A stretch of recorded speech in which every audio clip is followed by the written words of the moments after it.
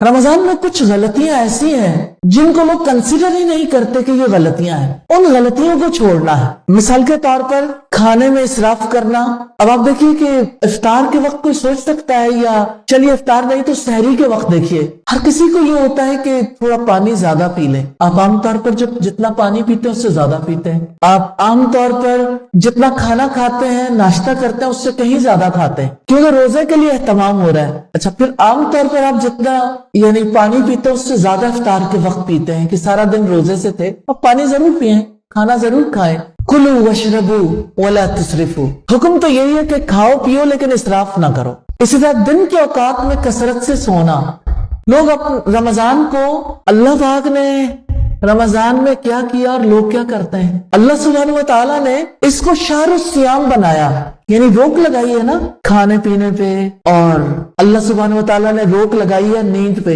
लेकिन अजीब बात है कि लोगों ने इसे शहरुस सियाम को शहरु काम बना लिया। सबसे ज्यादा खाने रमजान में बनते हैं और नेकी के काम कम होते हैं। सिर्फ भूखे प्यासे रहने को लोगों ने नेकी समझ लिया। और अब देखिए रमजान में लोग नींद कितनी बढ़ा लेते हैं। अल्लाह सुब्हानहू व तआला चाहते हैं एक तरफ खुराक पे कट लगे, दूसरी तरफ नींद पे कट लगे। तो वो जो इंसान के अंदर हैवानियत है ना, उस हैवानियत को ज्यादा से ज्यादा कंट्रोल किया जाए और उसकी रूहानियत और उसकी इंसानियत को ज्यादा बढ़ाया जाए। तो लोग दिन भर सो के रोजा और रोजे का वक्त काटते हैं। तो कसरत से सोना नहीं। और फिर ये देखें कि ये गलती है नमाज तरावीह को छोड़ देना, लाभ के कामों में वक्त जाया करना, जैसे विंडो शॉपिंग करने निकल गए, रात को गए तरावीह पढ़ने के लिए, वापसी पे बाजार चले गए, या पहले ही बाजार चले गए तो फिर तरावीह रह गई। इसी तरह से एक दूसरे के घर मुलाकात के लिए तरावीह के बाद चले गए, जाहिर है कि पूरा दिन मुतासिर होगा। फिर सहरी में जल्दी करना, यानी 12 बजे अगर आप खाना खा लेते हैं और आपको 4 बजे सहरी खानी है तो ये दुरुस्त नहीं है।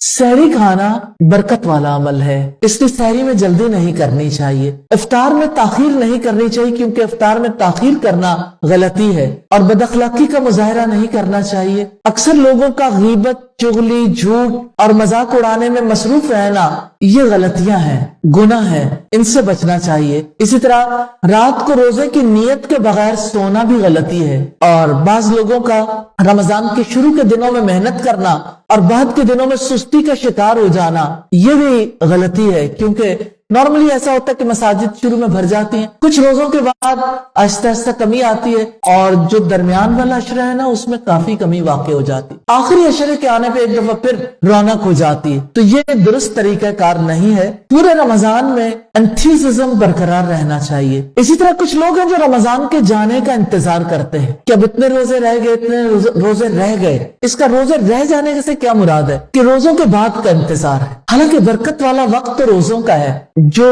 रोजे से मोहब्बत करते हैं, रमजान से मोहब्बत करते हैं, वो कहते हैं इतने रोजे चले गए, इतने रोजे, इतना वक्त हमारे हाथ से निकल गया। अपनी मसरूफियात को जरूर देखिए। आप गर्मियों के कपड़े बनाना चाहते हैं, ईद के कपड़े बनाना चाहते हैं, अभी बना लें, पहले बना लीजिए, बजाय इसके कि रमजान में आप मसरूफ रहें। आप लोगों को गिफ्ट देना चाहते हैं ईद पे, रमजान में, आप अपने गिफ्ट भी अभी से तैयार करके रख लें, ताकि बाद में आपको कोई मुश्किल ना हो। जितने काम है वो पहले से करके रख लेने में नफा है। इसी तरह से बहुत बड़ी गलती है, आपके घर में कोई ये गलती करता है, आपकी फ्रेंड्स में से, आपकी क्लास फेलोज में से, आपकी सोसाइटी के लोगों में से ऐसे लोग हैं जिन्हें रमजान की फजीलत का इल्म ना हो, हकीकी इल्म जो होना चाहिए।